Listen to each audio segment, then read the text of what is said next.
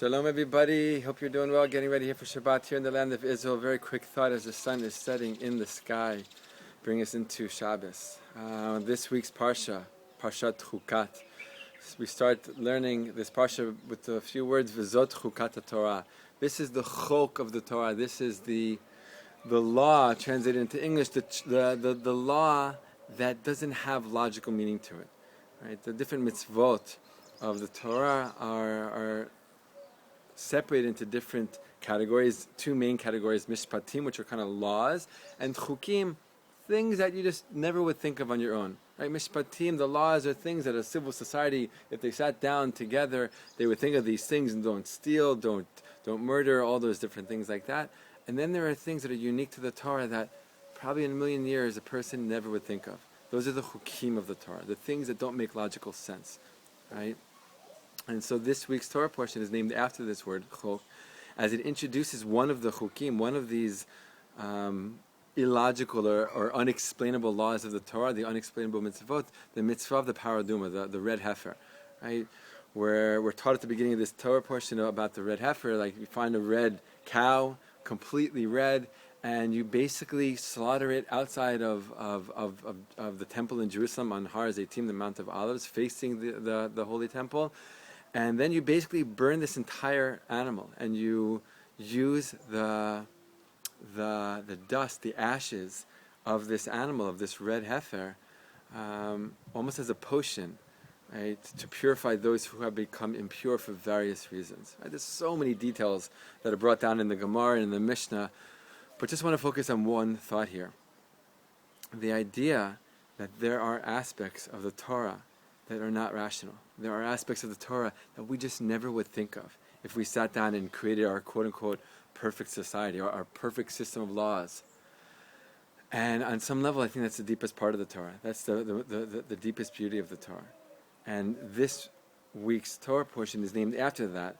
The mitzvah of the paraduma, of the red heifer, is introduced with those words, V'zot Hukat Torah. This is the aspect of the Torah, right? That's beyond our logic, that's beyond our mental abilities. And reminding us that there is this aspect of the Torah.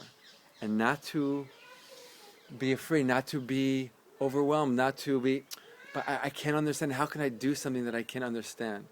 Right? And I think the deepest teaching that it's coming to share with us is the lesson of humility. That I'm a flesh and blood human being, and even though I live in a world, in a generation, in a time in history where our quest for knowledge, for information, for knowing everything, figuring everything out is so great, this ancient tradition, this thousands-year-old tradition is coming to teach me, but there's not everything that you're going to know. You're not going to know everything. There are things that are going to remain unknowable, and that's just fine. Humble yourself. Accept that. Not accepting this blind faith. I mean, on some level, maybe it is, but not just like, I'm just going to follow the masses, just like follow whatever. Sometimes faith is criticized, right, in those kinds of ways, looked at as a weak thing. But faith is an incredibly deep thing. It's an incredibly strong thing, right? To know that I don't know everything. To know that there is something beyond me, right? There's so many more things to say, but Shabbos is coming and my kids are screaming my name. Hey, everybody. I'll be right there. Just want to share one last quick thought that Rabbi Nachman says that if we're wanting to acquire Torah, we need to first empty ourselves out.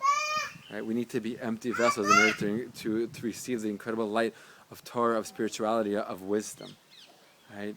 And paraduma, this mitzvah of the red heifer, is exemplifying that so great. Humble myself. Recognize that it's okay that I don't know everything. The cow itself is burned into ashes. It's the ashes, it's the lowest of the low that I'm using of this animal to affect this great purification. Right? We should be zoche, we should merit to purification of our souls, to deep wisdom, to deep knowing, but also deep humility. Right? To know that the path of knowledge and wisdom is endless. Right? The end is always getting further and further, but we shouldn't be overwhelmed by that. We should be gladdened by that. We should be inspired by that. Right? That this world we live in is this endless journey, right? This endless quest that we're on, right? For deeper and deeper understanding and awareness and wisdom, right? That we could use to increase our own joy and happiness in our lives and our own meaning in our lives, and share that with others and create a better world from there. Blessings and love from the land of Israel. Shabbat Shalom. All the best. Be well.